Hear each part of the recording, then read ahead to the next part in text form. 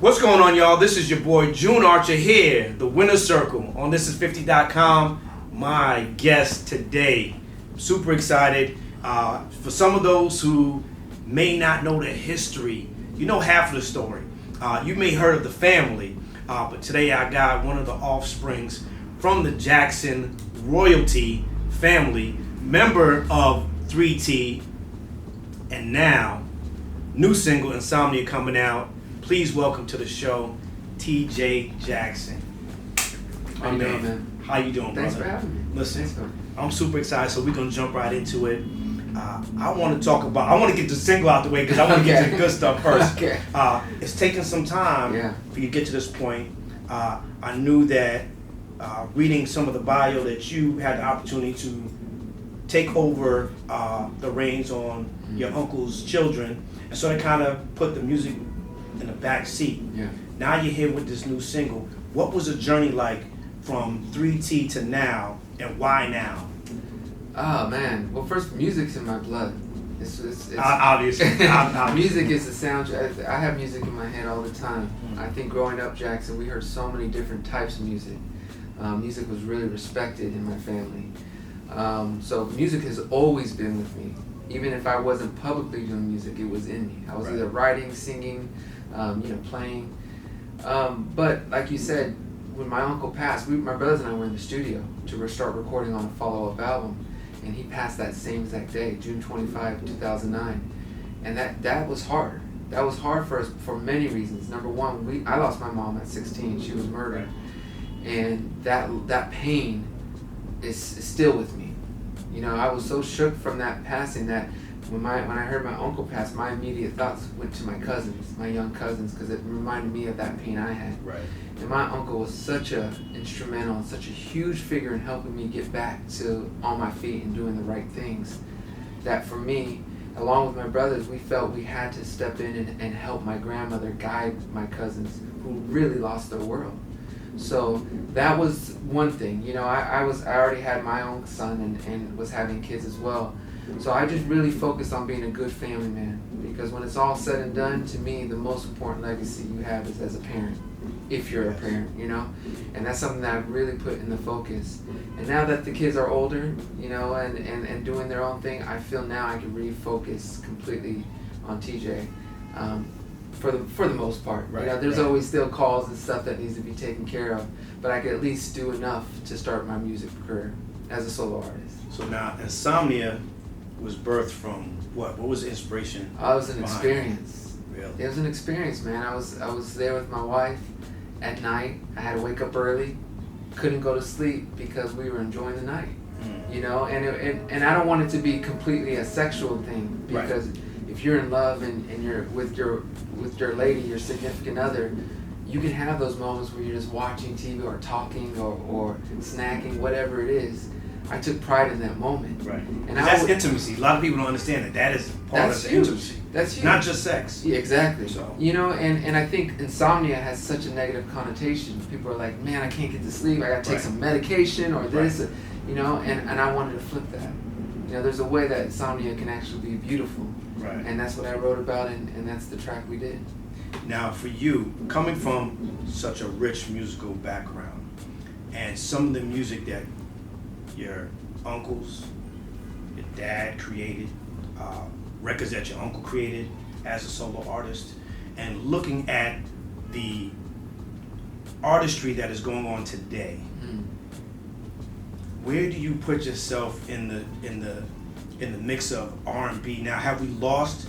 I feel like we've lost R&B. So kind of share with me where you fit in with what's going on now with the Bryson Tillers, Chris Brown, BJ.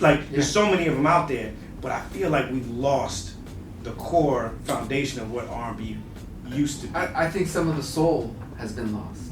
You know what I mean? I think R&B music is so strong and powerful, it'll always be there.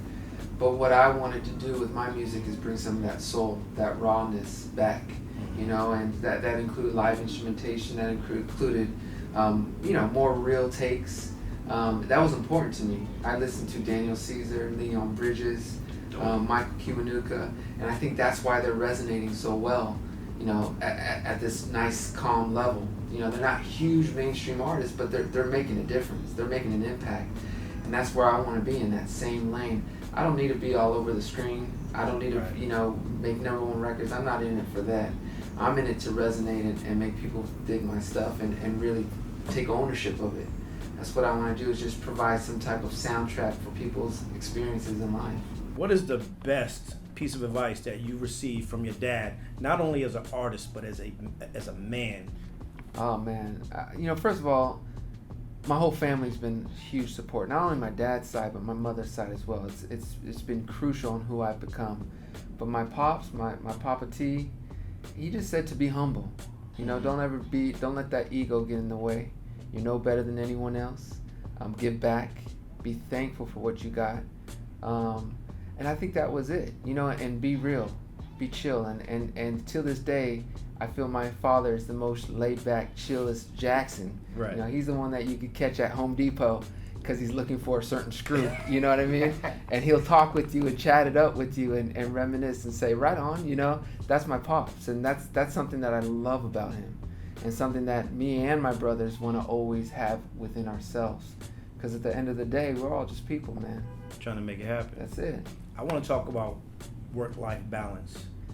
When you have that name, it carries a lot of weight.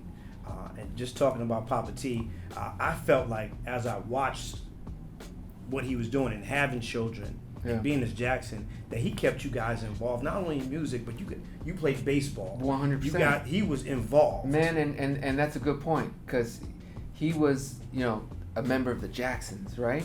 But he was coaching my Little League team, and we were trying to win every single tournament, and this is at the peak of his career in his 30s, going from the Victory Tour stadiums at Dodger Stadium, 6 nights or whatever it is. The next night, he's coaching my team at a little, Crazy. And the thing is, as a kid, I didn't even realize that. I didn't put 2 and 2 together. But as I get older and seeing how my father did that, I respect him so much. And to this day, he just released his own first album, his own debut album, just within the last year. That's been the work. Shout, Tito. Listen, I'm gonna sit down with you too. So, but we're gonna get that. Here's my point: the whole entire family's released something. They've released his solo album, but my father was focused on his voice, and he was focused on creating and nurturing 3T, and that's something that I'll never take for granted. And I love my father for that, and I appreciate it. That's a great example. Now I want to talk, because you were talking about winning every game. Yeah. How competitive is the Jackson family? Real competitive. And I'm real competitive. It's to the point where it's a problem. It's a problem. I mean, and it starts with my grandmother, because we'll play a game of Pictionary and she gets mad. No, she gets busy. She gets mad. He didn't say no. We're doing that again. She gets mad. Sweet old grandma, right? But it's to the point where even with me and my brothers, we're competitive. We go for the throat when we compete. It's interesting though, because some of my kids aren't as competitive. So as a sports dad myself, I'm learning how to rein that in and to try to keep it light. Right. Meanwhile, I'm saying, don't you want to win, man? But parents go through that. That's crazy. But we are competitive people. Now, not to put you on the spot, who's your favorite uncle? Michael. You don't have to put me on the spot. Michael. He was just magical, and in every way. He inspired me. He kept me going. I owe so much to him. Just being there for me at my darkest and most vulnerable times. I can get emotional thinking about it. And that's why I get so frustrated, with all the garbage that can go around concerning him. Because these people didn't know him. They didn't know his heart. And sometimes I feel the statements that are made are ignorant, are in a way selfish, and are short-sighted, But anyone who really wants to know about Michael, you got to do your research. Because I spent thousands of hours with that man. And to me, he's still the greatest, not only artist, but his soul and his heart was second to none. He'd give anything to anyone to put a smile on their face. And it's just disappointing that some people will try to take advantage of that and spin things for a quick buck on his name. And but like I said, my mother was murdered when I was 16. The man she was dating wanted money from my uncle, or the family, and my mom wouldn't allow it, and she lost her life because of it. And the way my uncle Michael, even though he was the biggest celebrity and biggest performer selling out stadiums around the world at that time, the way he came in town to make sure his nephews were okay and to try to keep us going, because I was a great student, I had everything going right. But when that happened, I was done. I didn't care about anything. But my uncle saw that and said, he inspired my brothers and I to keep going and make your mom proud. And he would always check in on us. After huge stadiums, he'd call and say, I'm just checking on you, making sure you're good and making sure you're doing your thing. And I owe him everything for that. So I want to touch on this, if you would allow me. Regardless of recent things and things in history, you guys have been the pinnacle. You've been the center of attention for years. Yeah. I'm not really worried about what people are saying today.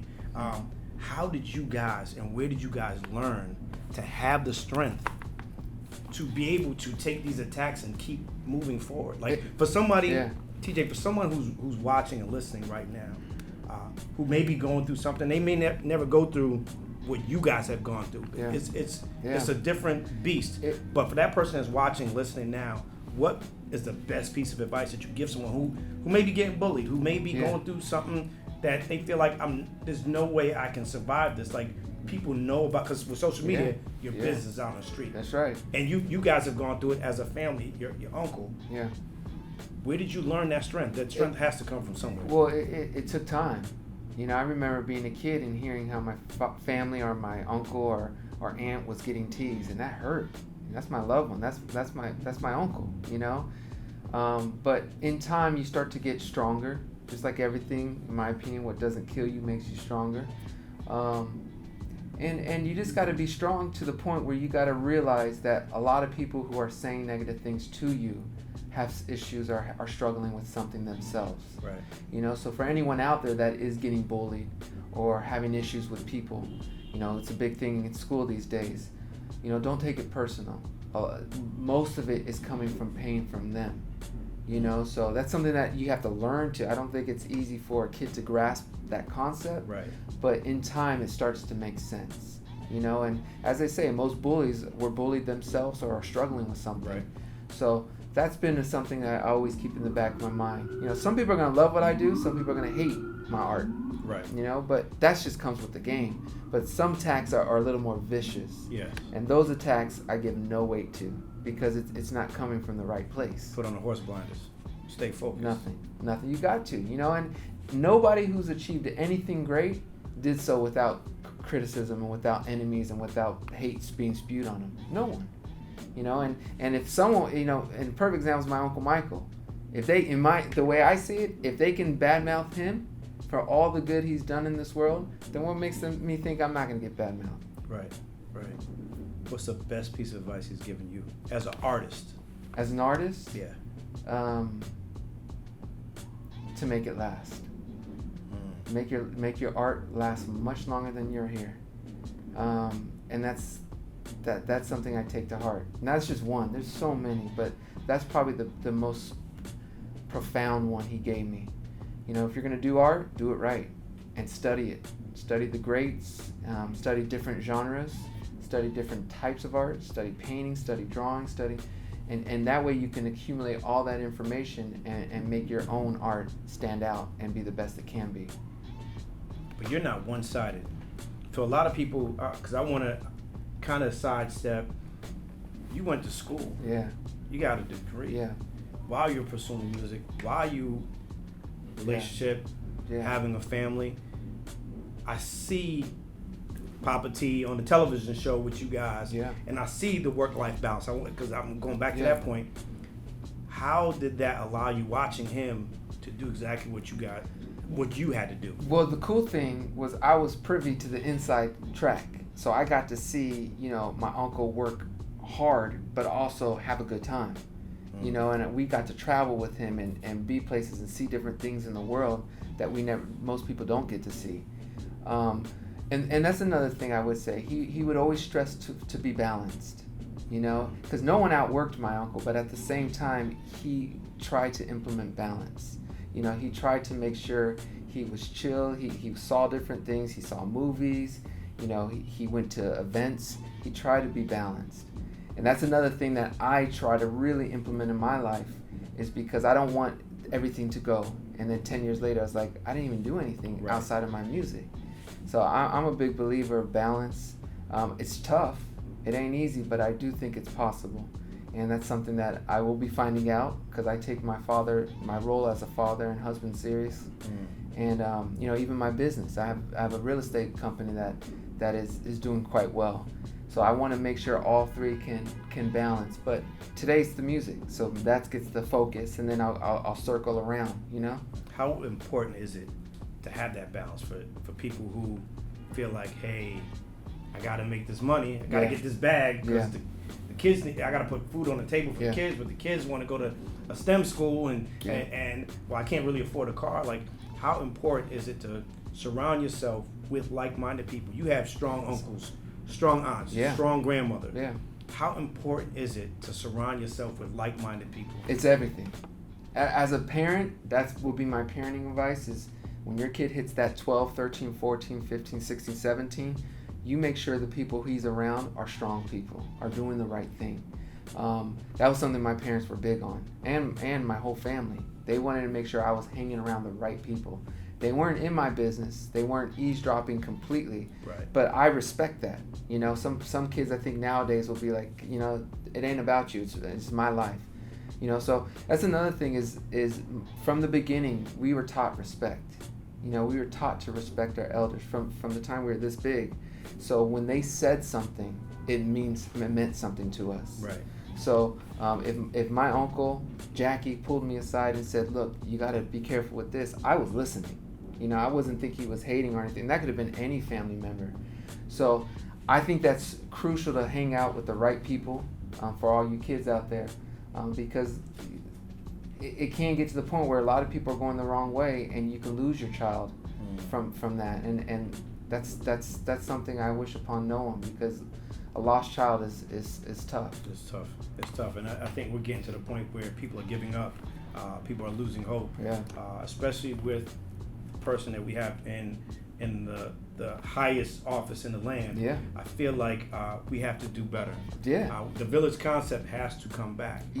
Good point. And that's, I'm not a political guy, but that's my biggest issue. One of my biggest issues with him is it seems like he's segregating and he's isolating, and the media's playing a role in that too. But we have to, like you said, is come together as a community. We have to love each other. We have to love someone who doesn't look like us. Yes. And I feel that message is definitely getting lost in today's climate, you know? And we definitely lost it when your uncle passed away. Because he was the one individual, I could say. He was about that. Went across his whole land, to bring people together. No matter if they even knew English, they knew the lyrics to his songs. And that was important to him. And that just reminds me to add this, is that's how his mind worked. He didn't think necessarily about the present. He thought hundreds of years in advance. And he wanted his role to not only be from the art side, but from the humanitarian side. And that was a conscious decision. As you saw later in his career, it was more, the messages were more about love, planet Earth, unity, and being strong, And I believe, I know that's what he was doing, was trying to seed those messages for our world and our future. To me, it's a beautiful thing. So now I want to ask you this, because a lot of music flows through you. A lot of music has touched you. Yeah. What is the song that greatly impacts your life? The record that when you put it on in the morning, you go get it. And I would say "Don't Stop Till You Get Enough." My Uncle Michael's song. There's something about the way that starts and the energy, and you're ready to go. Right? So now, I want to dispel this rumor. Who's the new king of pop? The new king of pop? If you had to give it to one person. I don't even know. I don't know if anyone's close, to be honest. And I don't want to sound egotistical. Right. I'm just saying a lot of mistakes people make is they think locally. If you're going to be king of pop, you better be the king globally. And to me, no one's come close to achieving that except My uncle. And I'm sorry if that sounds egotistical, but that's just the truth. Listen, we're only here to speak the truth. It's just the truth. And again, I apologize because I don't believe in being egotistical, right. but that's just the truth. I remember clearly being in Spain with him. Check this out. Leaving the hotel to a show. 15, 20-minute ride. The entire way, people were outside clapping. I don't mean a minute. I mean the entire way with the police escort, people just outside clapping. Just to see. They didn't even see him. They saw the car. They didn't even see him. You know, and the cool thing is, he's over here talking about what movie you guys liking. You know, I didn't know if I like this movie. And, you know, unmoved by what's going on around and him. I'm watching him. My brothers and I are watching him talking about regular things and seeing the outside people just clapping and pointing and taking pictures in Spain. You know, and that happened everywhere we went. In Asia, and you know, and wherever he went, that was the reception. So when you ask me who's the new king of pop, it's hard for me to give that title to someone if that's not being accomplished. I love the answer. What song best describes your journey to this point? Any song? Any song. My journey up until this point. Soundtrack to your life. What record would it be? I gotta go Jackson 5 sound. A Jackson 5 song. And I would say I'll Be There. I'll Be There, you know, and the message is just right. You know, and that's something I take pride in. I want to be there for the people I love. That's important to me, man. That's dope. Insomnia is out. Y'all have to check it out. New single, TJ Jackson. What's next for you? It's music.